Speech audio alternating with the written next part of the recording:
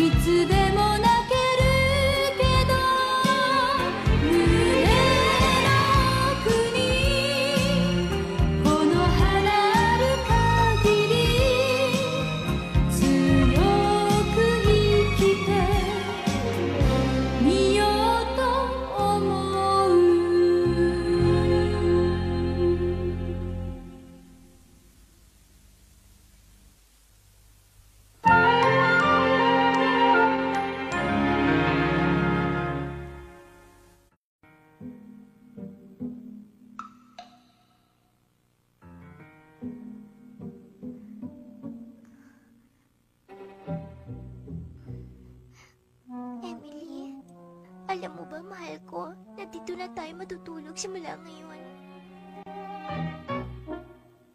Ang rocking chair na madalas mong inuupuan, pati ang aking lamesa, ay hindi na natin pag-aari ngayon. Ito na ang bago nating mundo.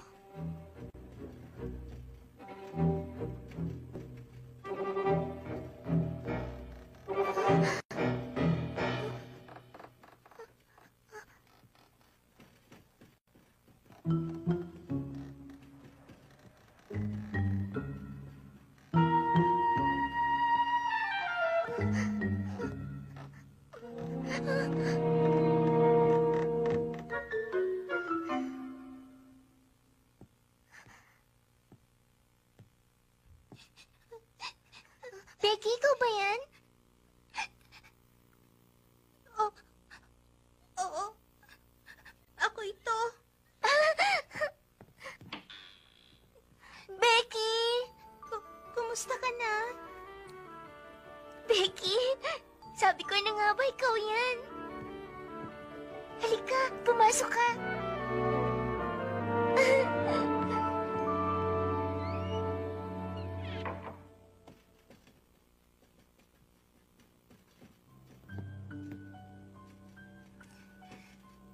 Miss Sarah, napakadilim ng silid mo. Mag-isa ka lang at wala pang kandila. Becky. Alam mo ba, Miss Sarah? Buong araw ako walang ginawa kundi umiyak sa kusina. Miss Sarah, hindi ko matanggap na gano'n na lang ang pagtrato nila sa iyo. Becky, maraming salamat sa'yo. Huwag ka nang umiyak. Maayos naman ako dito. Miss Sarah, kinalulungkot ko ang nangyari sa'yo.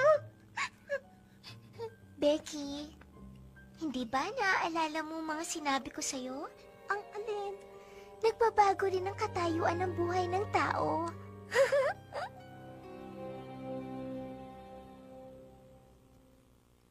Alam mo ba, Miss Sarah, dati na ako nakakita ng prinsesa sa isang bayan. At kapag nakikita kita, para kang isang tunay na prinsesa.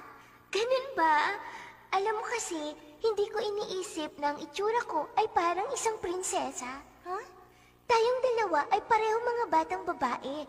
Ako ang hinaharap na Sarah at ikaw naman sa hinaharap na Becky. Nagkataon lang na aksidente ang pagsilang sa atin sa mundo. Aksidente? Tama. Kaya posibleng mangyari yon. Na ako ay posibleng maging ikaw at ikaw naman ay posible din maging ako. Alam mo ba, hindi ko talaga inisip na mangyayari yun. Hindi ko akalaing magbabago ang buhay ko ngayon. Ngayon pa lang, madali ko natanggap ang nangyari at naiintindihan ko. Kaya ngayon, isa akong batang babae na nakatira sa madilim na kwartong katulad mo. Alam mo, Becky, ayos lang ako dito at huwag mo akong alalahanin. Alam mo ba, Miss Sarah? Napakabuti mo. At isa pa, hindi ka pa rin nagbabago. Ikaw pa rin ang Miss Sarah na nakilala ko. Kahit anong mangyari, ikaw pa rin ang prinsesa ko. Wala akong pakialam kung anong sasabihin ng iba. Salamat, Becky. Simula bukas, lagi kitang pupuntahan ng maaga at tutulungan kita. O nga pala, dapat linisin ko muna ang kwarto mo. Pero, Akong bahala. May dala nga pala akong mga mahalagang bagay.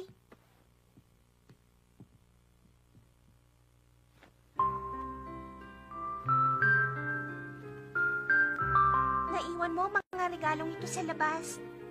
Nakita ko to pagkatapos kong linisin ng lamesa mo at palihim kong tinago. salamat. May mga dala rin akong damit na pinabibigay sa akin ni Miss Mariette. Sige na, Miss Sarah, gamitin mo ito, ha? Maraming salamat sa'yo, Becky. Kung ganun, Miss Sarah, kailangan ko nang matulog kasi maaga pa akong gigising bukas, eh. Kung may kailangan ka sa akin, katukin mo lang ako sa kabilang kwarto. Huwag kang mahihiyang kumatok sa pader kung kailangan mo ako, ha? Pupuntahan kita kagad, Miss Sarah. Maraming salamat sa'yo, Becky. Sige, iiwan ko na sa iyong kandilang yan. Pero kailangan mo yan. Huwag kang mag-alala sa akin, sanay na ako sa dilim, eh.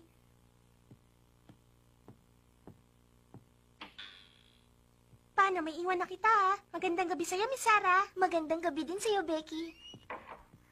Becky, maraming salamat sa'yo.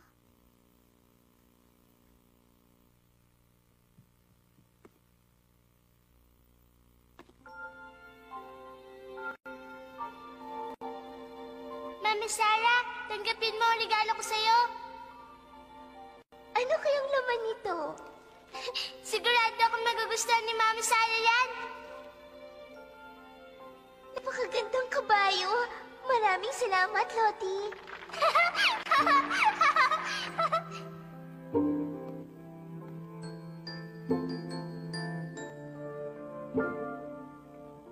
Sarah, itong sa akin, pasensya na, bigay ito sa akin ng papa ko pero hindi ko kayang basahin. Maraming salamat, Ermengarde.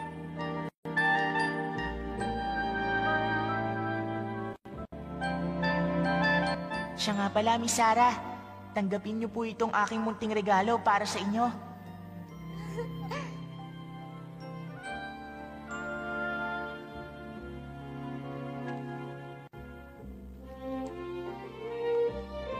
Maraming salamat, Peter. Ngayon, hindi na ako pwedeng makipag-ibigan kina Ermengarde at Lottie.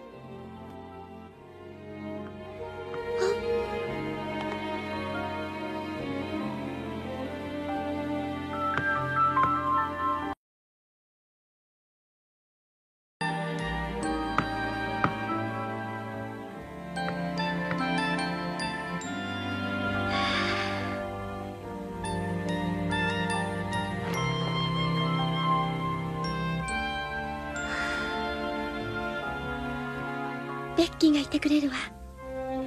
今の私にはベッキーだけが最後のお友達。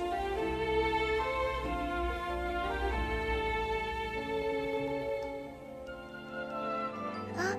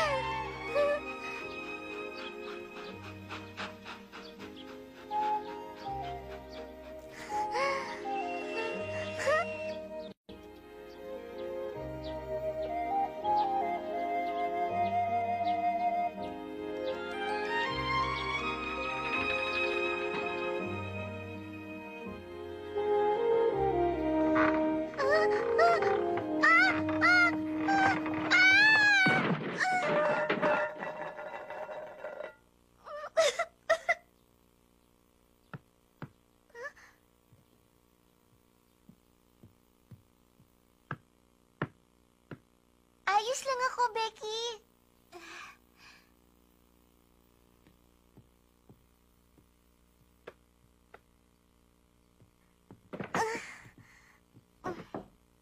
Bukas yan. Magandang umaga sa'yo, Miss Sarah. Magandang umaga, Becky. Miss Sarah, tutulungan na kita magpalit ng damit. Salamat sa iyo, Becky. Pero hindi na kailangan. Tama na itong damit ko sa akin. Ay, muntik ko makalimutan. Kung ganon, lilinisin ko na lang ang kwarto mo. Ayos lang yun. Trabaho ko ito, kaya ako na lang ang bahalang maglinis ng aking kwarto. Simula sa araw na ito. Pero Miss Sarah, alam kong hindi ka sanay maglinis ng kwarto. Huwag kang mag-alala, Becky. Masasanay din ako. Oras na natin magtrabaho, di ba? Ah, oo nga pala. Muntik ko na makalimutan. Kailangan magsimula na ako, baka pagalitan ako ni Mr. James. Ako nang bahala dito. Maraming salamat sa iyo, Miss Sarah. Aalis na ako, ah.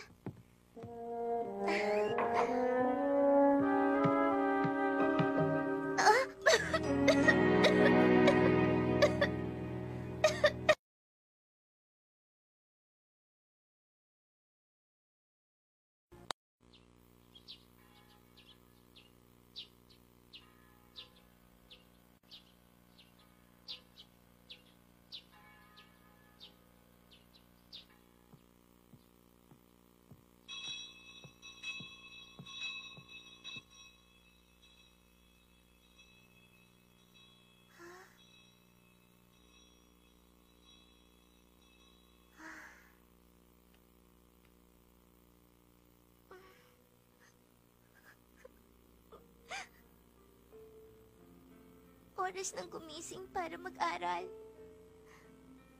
At wala na tayong magagawa pa, hindi ba, Emily? Emily, kailangan ko nang puntahan si Miss Minchin kasi simula sa araw na ito, magtatrabaho na ako. Kaya, wag mo akong alalahanin, ha? At wag ka nang malungkot.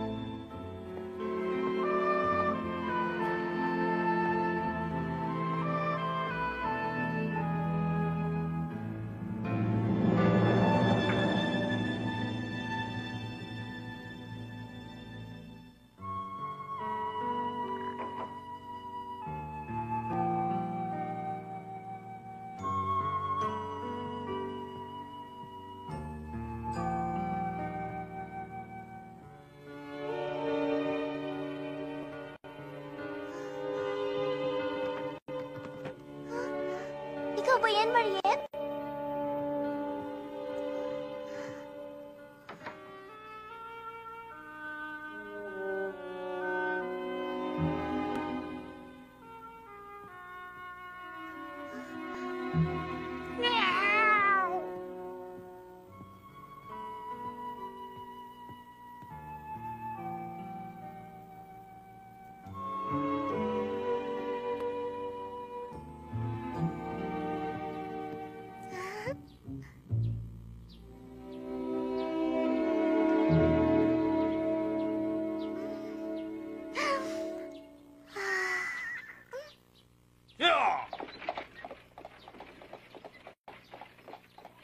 Ang mga gamit ko, kinuha ng lahat.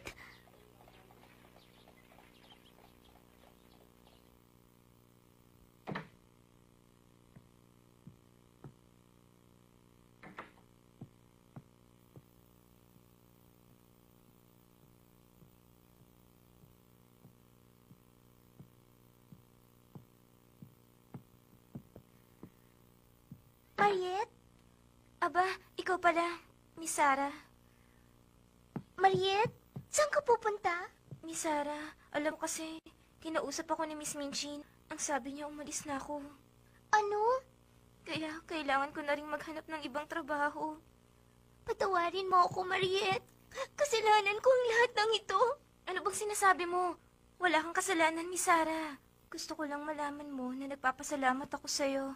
At kahit na anong mangyari, lakasan mo ang loob mo. Mariette. Miss Sarah, kinalulungkot ko ang mga nangyari sa'yo. Ipagdarasal kita. Sarah. Mariette! Ano yung ginagawa mo? Kasi po, nagpapaalam lang po ako kay Miss Sarah. Hindi ka na ngayon nagtatrabaho pa dito, kaya umalis ka na. Ano pang hinihintay mo? Aalis na po. Pag-iingatan mo ang sarili mo, ha?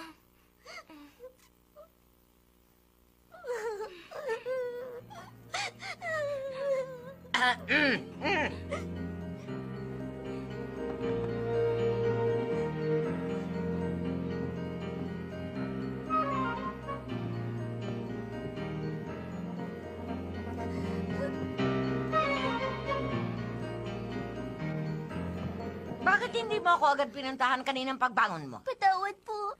At bakit mo pasot-sot ang itim na ribo na yan? Kasi po, nagluluksa po ako sa pagkamatay ng aking papa. Wala na ang iyong papa. Patay na siya. At kahit ano pa ang gawin mo, hindi na siya babalik. Kaya inuutusan kitang tanggalin mo ang suot mong itim na ribo na yan. Tanggalin mo yan ngayon din. Huwag matigas ang iyong ulo. Baka nakakalimutan mong ako ang kumupup sa iyo at ako masusunod. Tanggalin mo na yan! Hindi, ayoko po.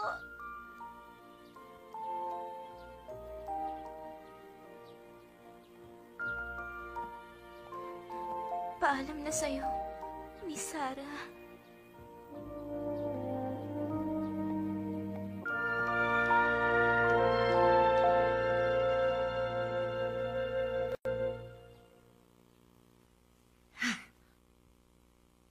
Bahala ka kung ayaw mong alisin yan. Halika, sumama ka. James! Molly! Narinig na po, Miss Minchin! Ano po yan, Miss Minchin? Ano po yung utos niyo, Miss Minchin? Simula sa araw na ito, nakapagdesisyon na akong gawing katulong si Sarah. Makinig kayong dalawa. Tatuhin niyo siya kung ano ang pagtrato niyo kay Becky. Naintindihan niyo ba ako? Masusunod Opo. po, Miss Minchin.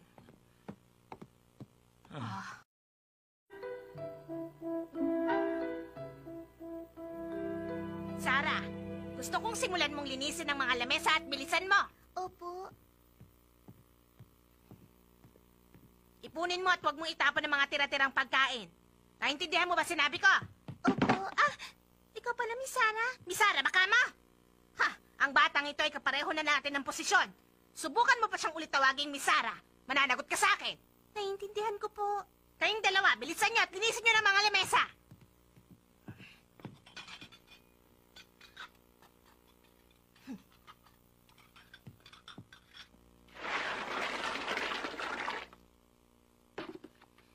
Miss Sarah, tawagin mo na lang akong Sarah, Becky.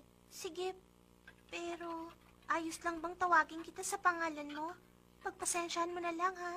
Ayos lang yan, Becky. Huwag na nga kayong maingay dyan. Hoy, Sarah, simulan mo nang linisin ang silid-aralan. Bilisan mo! Opo.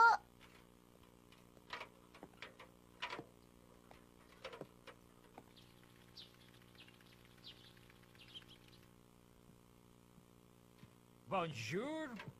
Bonjour. Bonne nuit. Bon nuit. Merci.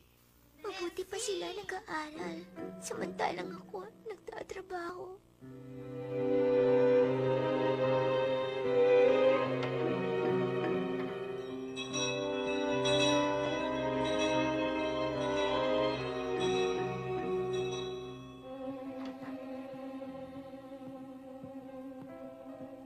O, di ba ang galing ko?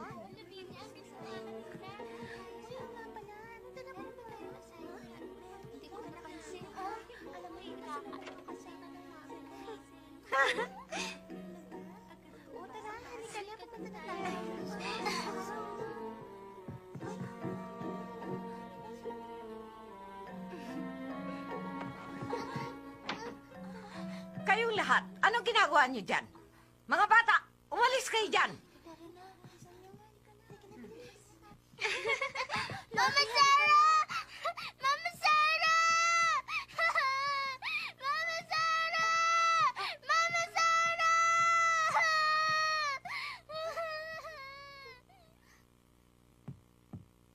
Sarah, Po? anong ginagawa mo nakatayo ka lang dyan? Linisin mo ang mga silid-aralan. Miss Minchin, meron po akong hihilingin. Sige, ano yan? Gusto ko po sanang mag-aral. Kung maaari po sana, bigyan niyo po ako ng oras na makapag-aral pagkatapos kong maglinis. Nagbibiro ka ba? Baka nakakalimutan mo ang sitwasyong kinalalagyan mo ngayon. Nandito ka sa lugar na ito para magtrabaho. Maliwanag ba sinabi ko? Amelia! Bakit po, ate? Sabihin mong lahat sa estudyante dito na huwag silang makikipag-usap kay Sarah.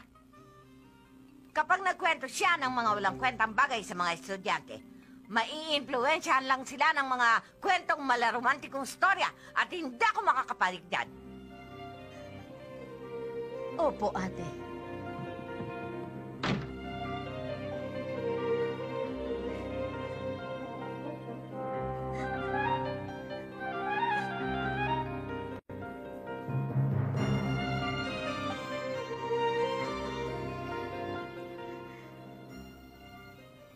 Mahal kong Papa, sisikapin ko pong mag-aral kahit ako po ay nag-iisa.